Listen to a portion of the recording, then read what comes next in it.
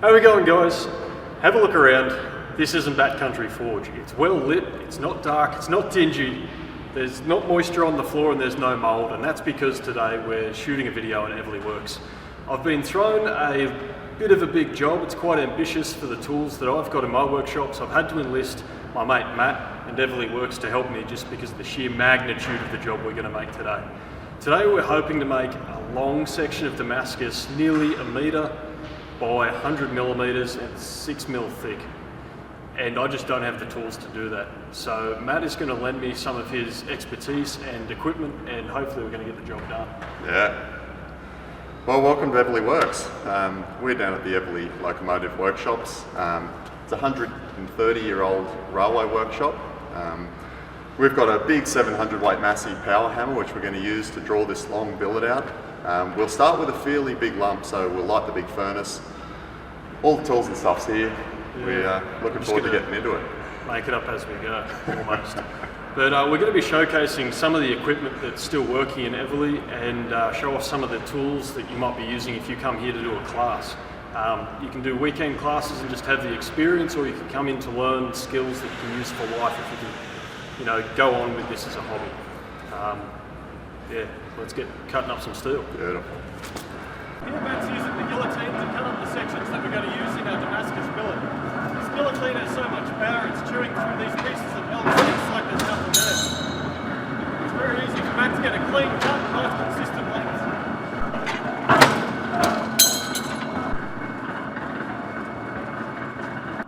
Another tool that they use at Eveleigh for cutting is the horizontal band tool. That's just going to trim off some of the excess with this one while we're waiting for the guillotine to slow down.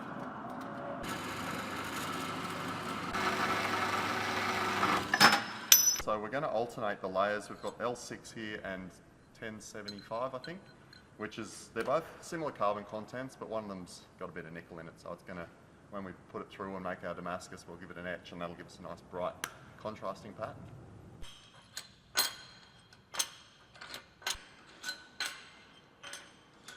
So behind me, Matt's welding up the billets. We've decided for the size of the job we need to split it into 2 large pieces. If we went too big in one go, the power hammer would just crush the billet and it would smear to the side, and we probably wouldn't be able to bring it back and get it all welded up. So Matt's just setting the welds on the ends of the billet so that we've got something to hold it together while it's in the forge. So here we are in Bay 1 of Eveleigh Works. This is where we do our heavy forging. We break down a lot of the stock for classes and stuff that we're running. Today we're going to use a 700 weight massey. 100 weight's 112 pounds, so it's about 350 kilos in the new money.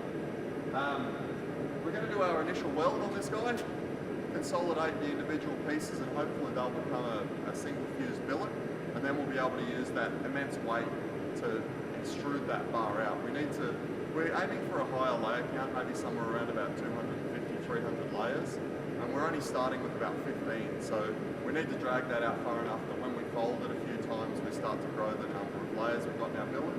This is going to make that a lot faster.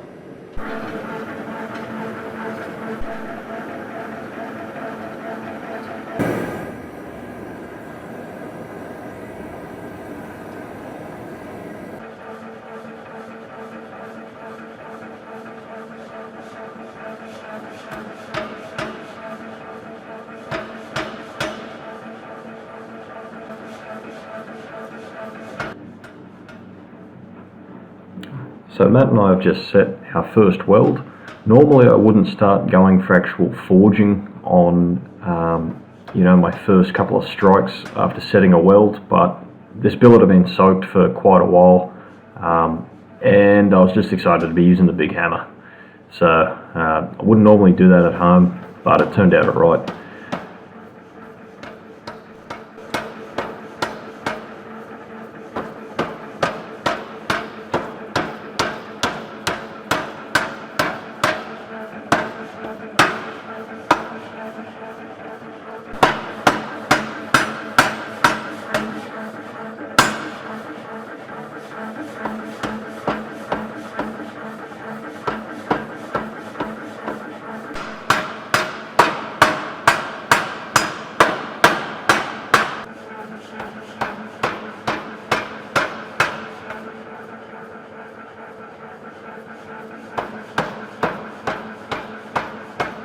Okay, so we've got our bars drawn out. They're completely covered in scale and cracked, so to get them to actually weld back onto themselves after we've cut them up, I need to go to town on them with this grinding cup to strip everything you see here so it's clean, fresh steel that will weld up. We were able to do this in only, Matt did it in 2 heats, I did it in 3, I was a little slower. To break down the billets we started with into these long welded up sections, we're going to clean these up and then stack them, and we'll do another forge weld to get our layer count up.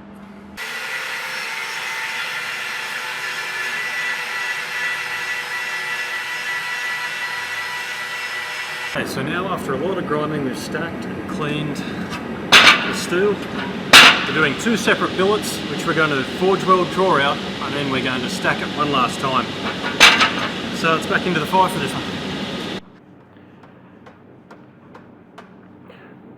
So the major difficulty that we had was trying to get the length of the stock we wanted at the right thickness.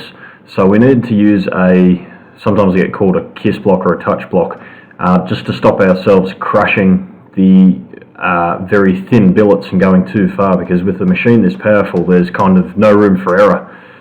So as the bar got longer and thinner, it was also becoming wider, which meant when we tried to clean it up with these strikes to reduce the width and keep everything true, we had to protect it from going too far. But at the same time, the billet was taking more of a C shape rather than reducing its width.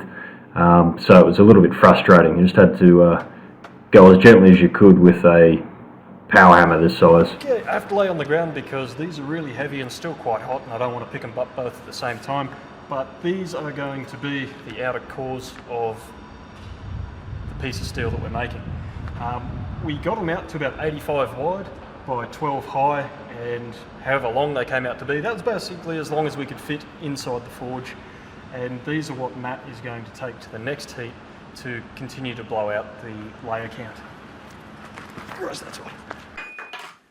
Okay guys, we're back in my workshop, and there's been a bit of a jump in continuity. It's not like good quality videos need continuity at all, but we ran out of time to forge for the day. I had to go and work in Adelaide, and Matt had to finish the billet off by himself. Now, we didn't do anything out of the ordinary. I've already explained what was going on. And when you make that much steel, generally blokes are only doing one thing, and that's making a sword. So we've got the sword, and now I had to think what's the best way to showcase a sword, and I did what everyone else does, and I got some slow motion footage of the sword being used. So here comes the sword, and smash. I think it did a pretty good job. Okay, milk bottle, yep, there was crushing involved. My sword doesn't seem to be doing what swords normally do, but it does an okay job of food, right? So maybe there's something wrong with my sword. I just took out the world's best mug. It can't be too bad. Around the time I went for the big glory action shot where, you know, it was on fire on the anvil and the forge was running in the background and everything was in slow motion, I realised there was probably something wrong with this sword. And you know, it's that my sword was more of a Damascus cricket bat. So guys, you might be left wondering, Dave, how are you going to make that sword more swordy? Now the best part is I'm not.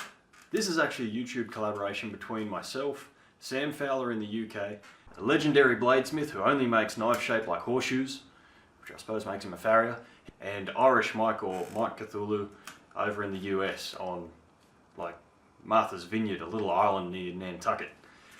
You probably know him because he makes the biggest swords you've ever seen. Mind-boggling.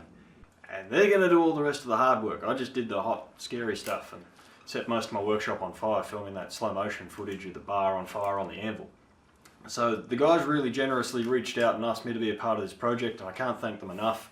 I also need to thank Matt Mewburn over at Eveleigh Works for helping out and letting us use the equipment there. And I think Keith Flutter might have also snuck in around on the power hammer on that billet, so I should throw some credit his way. Thank you, Uncle Keith. Now, the most important thing, guys, is if you want to see the rest of this build, you're going to have to go over and subscribe to Sam and Mike's channels, which I'll put a link to in the description, so you get notified when they finish their part of the build, and it'll be uploaded and you'll be notified. That's the most important part.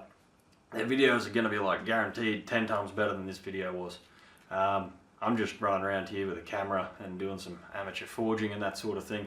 These guys are like seasoned professionals and pros, and you know, no pressure on them. It's going to be epic. Just go subscribe to their channels, guys. It'll be good. Thanks.